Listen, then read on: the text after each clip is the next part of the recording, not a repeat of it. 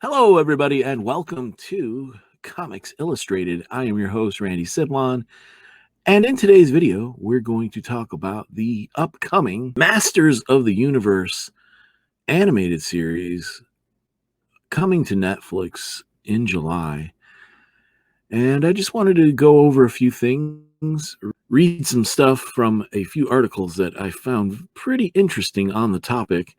And I've been meaning to do this video for about a week or so, and unfortunately I had to put it off for a few days because I was out of town over the weekend for a convention, and I just got back into town and finally getting back to making some videos. So sorry this one's a little late. As a child of the 80s, Masters of the Universe was one of my favorites. To me, the Mount Rushmore of 80s cartoons and toy lines were Masters of the Universe, G.I. Joe, Transformers, and of course Thundercats. And Masters of the Universe I've always had a soft spot for. I like the sword and sorcery aspect of it as well. I'm a big fan of that genre. And this is an article from CBR.com written by Kelvin Childs. And the headline is Netflix's Masters of the Universe will tackle the original series Unresolved Storylines. The upcoming Masters of the Universe revelation from Netflix will live up to its name, delving further into the world of the original series. Okay. Narratively, our show is set up as the next episode in the legacy 80s animated series that aired from 1983 to 1985, executive producer Kevin Smith said. This is a continuation of that story. We're playing with the original mythology and characters and revisiting and digging deeper into some of the unresolved storylines. Okay. Visually, we also made the conscious decision to lean into the Masters of the Universe line of toys for inspiration as well, Smith continued. Mattel owns this entire vast library of that artwork, so right away we wanted the show to open with classic pieces of that artwork. Mattel has been committed to this look since they first started as a toy line in the 80s, and now we're leaning into it and honoring it. The 1983 to 1985 Masters of the Universe animated series produced by Filmation was a tie-in to the line of toys released by Mattel in 1981. The toys were packaged with mini-comics that told the series lore, the ongoing struggle on the planet Eternia between the villain Skeletor and heroes He-Man and his sister She-Ra. Developed by Kevin Smith, produced by Mattel Television, with animation by Powerhouse Animation, Masters of the Universe Revelation stars Mark Hamill as Skeletor, Lena Headey as Evil Lynn, Chris Wood as Prince Adam He-Man, Sarah Michelle Gellar as Teela, Liam Cunningham as Man-at-Arms, Stephen Root as Cringer, Diedrich Bader as King Randor, Trapjaw. Okay, it lists like everyone that's in the thing. Oh, Jason Mewes as Stinkor. That's pretty funny. They're going to try to keep things in line with the original series because there's been a lot of rumors that this series is going to go woke and that He-Man is going to lose his power to Skeletor, and Teela is going to be the main character of the series, you know, trying to get the power back from Skeletor. None of that is confirmed. It's all speculation and rumors, but, you know, this is the internet and rumors will fly when it comes to anything and everything. So there's also been some backlash on Twitter and various social media about the series not being synchronistic with the She-Ra series from Netflix. Now, my opinion on that is that they're really two different things, and they're being produced by different animation studios. DreamWorks did the She-Ra series. A lot of fans of the original Masters of the Universe and She-Ra were not happy with the direction that they went with She-Ra. But it does have a following. There are fans. It didn't have a toy line. It didn't have, a lot of the same things that the original Masters of the Universe. It looks to be like this series from Kevin Smith is going to try to at least please some of the old fans while also trying to be relevant with a new audience.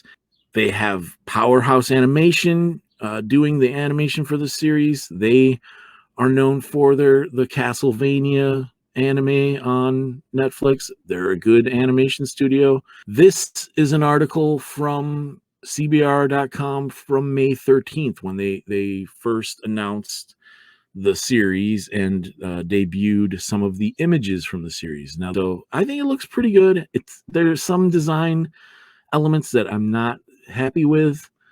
Overall, I think like it could be better, but it definitely has the tone and the right, atmosphere about it, the right look of the characters. It could have been better, but I'm overall interested enough to want to watch it. Now, when She-Ra was announced, a lot of longtime fans were skeptical, to say the least, and disappointed at worst. This has gotten, fairly positive reaction.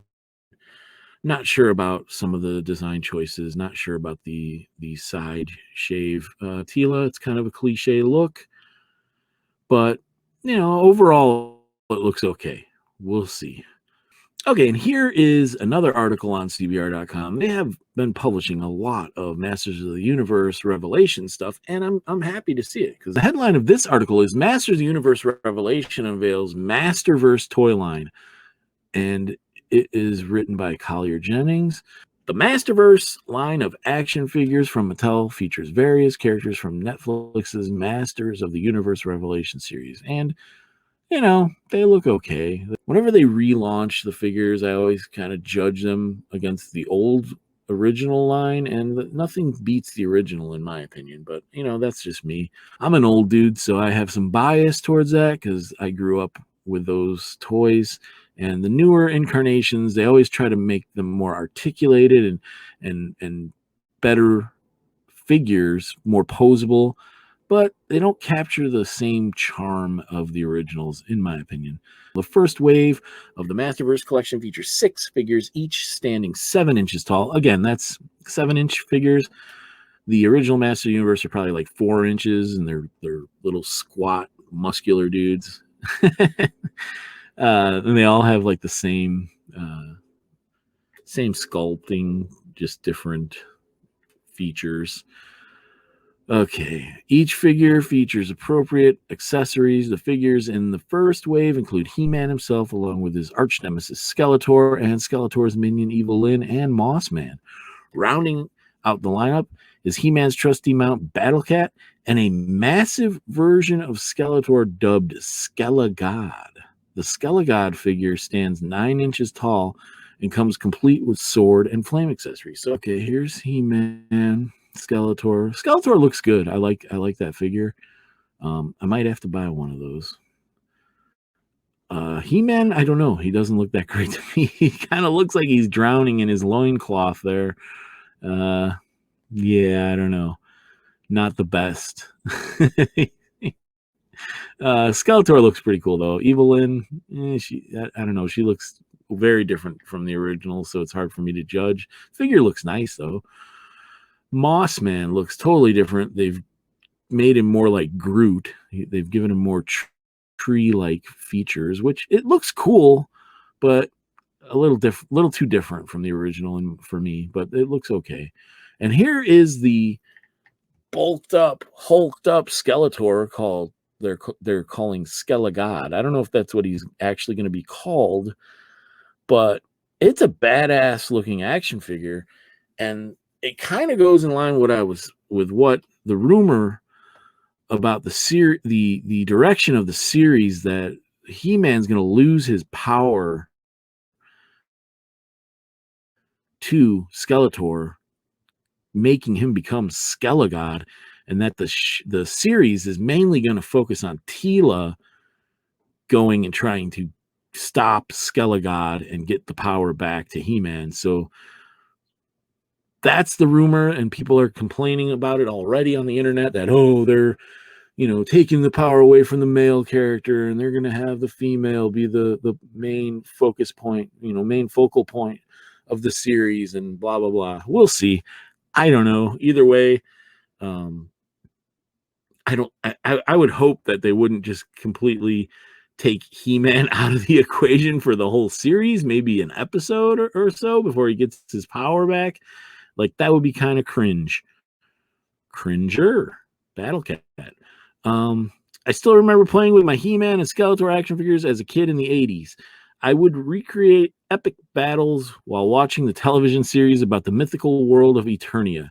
He-Man was and always will be my number one action figure hero, Mattel's vice president and global head of action, P.J. Lewis, said about the Masterverse collection.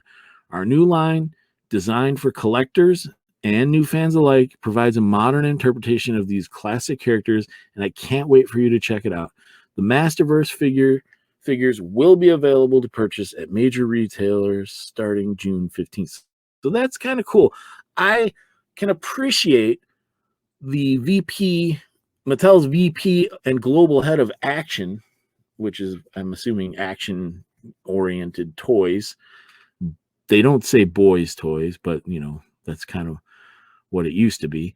But yeah, it's cool and refreshing to see an executive basically say they want to please old motherfuckers like me, collectors, and kids, new fans. So, if you can come up with something that makes everyone happy, I mean, I'm not totally happy, but I'm not totally like, oh, it's not like a She-Ra reaction where I was like, oh geez, they really went completely different direction with it. Or like the Thundercats Roar series that was like completely ridiculous and, went with the whole Cal Arts look and tried to put humor into it, which works for some. It works when it's done right. Teen Titans Go, it's done right and it works.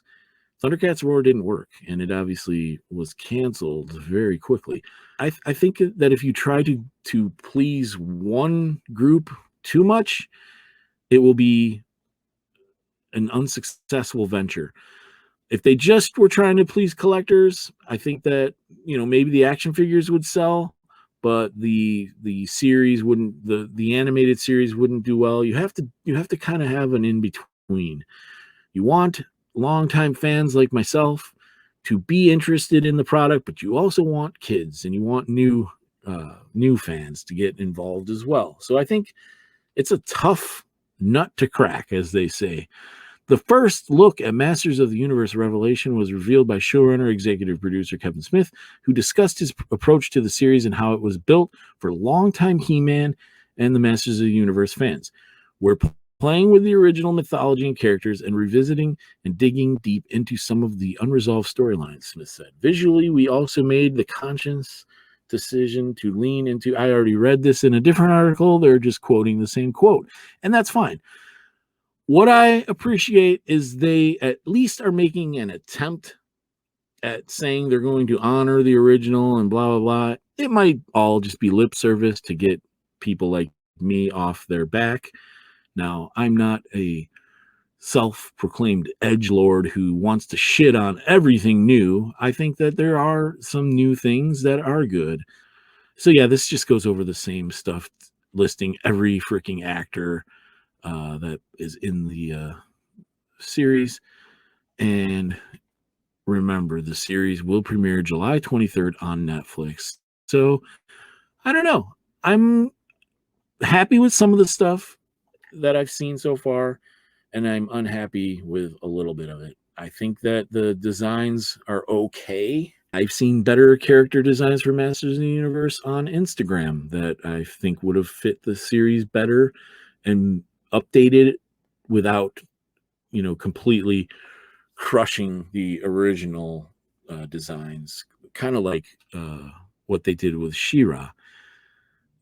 Yeah, I understand you want to update it for a new audience, but you don't also want to completely shit on the history. That's the if you can do that as a creative team, if you can respect the original without completely shitting on it, but also coming up with something creatively fresh and interesting and new, then that's the target that you want to nail. It's very hard, and not everyone can do it.